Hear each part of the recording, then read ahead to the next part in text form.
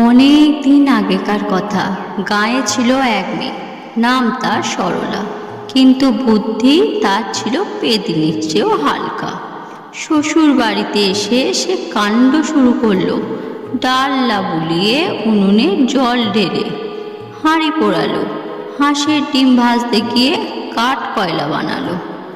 শাশুড়ি গঙ্গা বুড়ির মাথায় হাত দিয়ে বলল, এই মেয়ে নিয়ে গৃহস্থ চলবে না, একে তো বুদ্ধি দিতে হবে।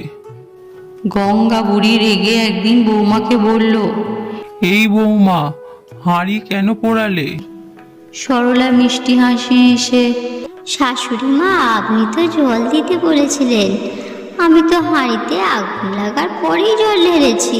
বুড়ি, ওরে বাপরে, একে নিয়ে সংসার চলবে না, তবে একটা বুদ্ধি দিতে হবে। বৌমা, পুকুর থেকে একটু হাওয়া নিয়ে আসো তো। সরলা আনন্দে, এই তো গেলাম মা।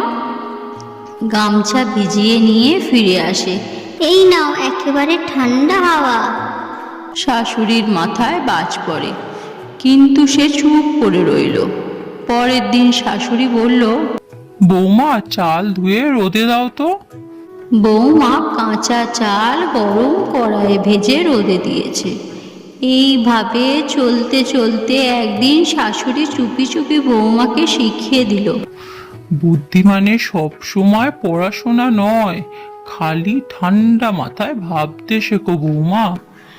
এরপর একদিন গ্রামে চোর ঢুকলো। সবাই ভয় পেয়ে ঘরে ঢুকেছে। বোকা বউ বারান্দায় দাঁড়িয়ে চিৎকার করে বলছে, ও চোর দাদা, চাল ডাল চাইলে আগেই বলতে, ব্যাগ রেডি করে রাখতাম।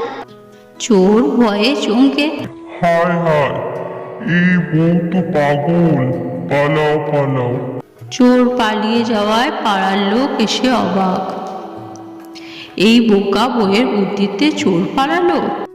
গঙ্গা বুড়ি হেসে, এই বোকা বউ তো বোকা নয় গো, এ তো আমাদের বাড়ির রক্ষা কবচ। এই বোকামি থাক বৌমা, তাহলে আমাদের ঘর আলোয় ভরে থাকবে। স্বামী নিতাই মুচকি হেসে বলে, এই সরলতাতেই তো আছে আমার সম্পদ, এই বোকাই আমার লক্ষ্মী। সব সময় বুদ্ধি মুখে নয়, মনে রাখতে হয়। কখনো কখনো বোকা সেজেও মানুষ জয় করে গোটা সংসার। সব সময় বুদ্ধি মানে কড়া কথা নয়, মিষ্টি বোকামিতেও অনেক বড় কাজ হয়।